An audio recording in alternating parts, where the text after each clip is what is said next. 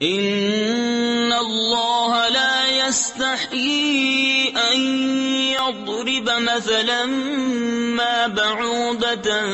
فما فوقها فأما الذين آمنوا فيعلمون أنه الحق من ربهم وأما الذين كفروا فيقولون ماذا أراد الله بهذا مثلا يضل به كثيرا ويهدي به كثيرا وما يضل به إلا الفاسقين۔ بے شک اللہ اس سے حیا نہیں فرماتا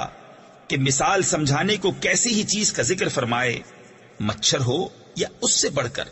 تو وہ جو ایمان لائے وہ تو جانتے ہیں کہ یہ ان کے رب کی طرف سے حق ہے، رہے کافر وہ کہتے ہیں ایسی کہاوت میں اللہ کا کیا مقصود ہے۔ اللہ بہتیروں کو اس سے گمراہ کرتا ہے اور بہتیروں کو ہدایت فرماتا ہے، اور اس سے انہیں گمراہ کرتا ہے